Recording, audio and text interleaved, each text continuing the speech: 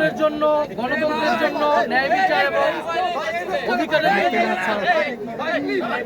সেই উপনিবেশ বিরোধী সংগ্রাম থেকে আমাদের স্বাধীনতা সংগ্রাম এবং এর ধারাবাহিকতায় 2024 সালের গণঅভ্যুত্থান। আমরা মনে করি যে আমাদের যে স্বাধীনতা অর্জিত হয়েছে এবং বারবার যেটা বেহাত হয়েছে এবং আমরা বারবার রক্ত দিতে হয়েছে জনগণকে, আমাদের যাতে সামনের দিনগুলোতে আমাদের যাতে আর রক্ত দিতে না হয় জনগণের, এমনটাই আমাদের প্রত্যাশা। আজকের দিনে আমরা যে গণতন্ত্র, মানবিক মর্যাদা, সামাজিক ন্যায় বিচারের জন্য লড়াই করেছি যুগ যুগ ধরে এবং 2024 সালেও আমাদেরকে ফ্যাসিবাদ বিরোধী আন্দোলনে লড়াই করতে হয়েছে, গণঅভ্যুত্থান করতে হয়েছে। আমরা চাই একটি গণতান্ত্রিক রাষ্ট্র ব্যবস্থা বিনির্মাণের মাধ্যমে এবং আমাদের যে শাসন কাঠামো, আমাদের যে গণতান্ত্রিক প্রতিষ্ঠার জন্য সেগুলো আবার সংস্কারের মাধ্যমে পুনর্গঠন করে একটি গণতান্ত্রিক রাষ্ট্র তৈরি করতে, যেখানে মানুষের ন্যায় বিচার নিশ্চিত হবে এবং মানুষকে বারবার আর রাস্তায় নামতে হবে না রক্ত দিতে।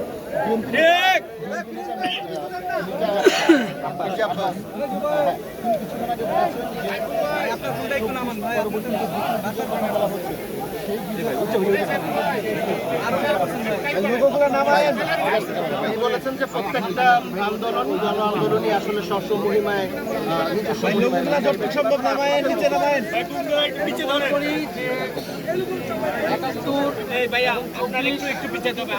আলাদা কিছু নয়, বরং 24-এর গণঅভ্যুত্থানের মধ্য দিয়ে 71-এর স্পিরিট পুনর্জীবিত হয়েছে।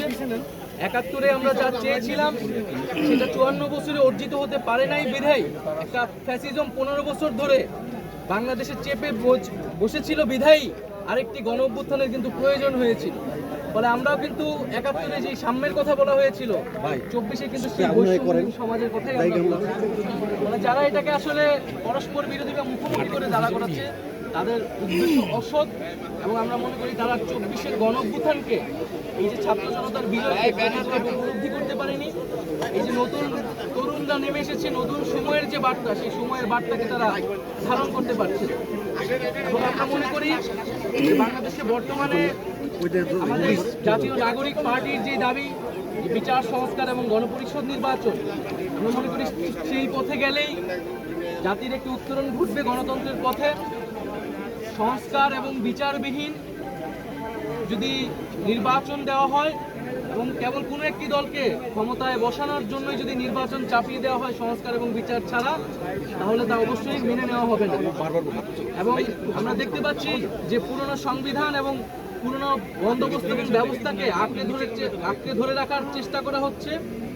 এবং আমরা মনে করি যে 24-এর গণঅভ্যুত্থান এবং আমাদের যে 71-এর সংগ্রাম, আমাদের 47-এর আজাদির লড়াই, এই সব কিছুর ভিতর দিয়ে আমরা যে স্বাধীন, সার্বভৌম, মানবিক মর্যাদা সম্পন্ন রাষ্ট্র পেতে দিয়েছিলাম, তার একটি সুযোগ এবং সম্ভাবনা আমাদের গণঅভ্যুত্থানের পরে তৈরি হয়েছে।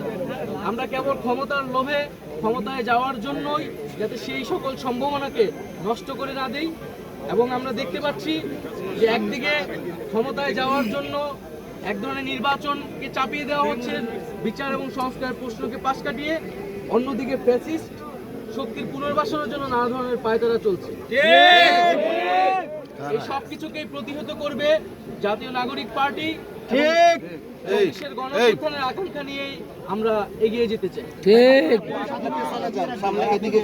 আপনি সামনে এসে ঠিক করতেছেন কেন? 71-এর স্বাধীনতা, 24 স্বাধীনতা পরস্পর বিরোধী নয়, আমরা সেই ধারাবাহিকতাতেই আছি।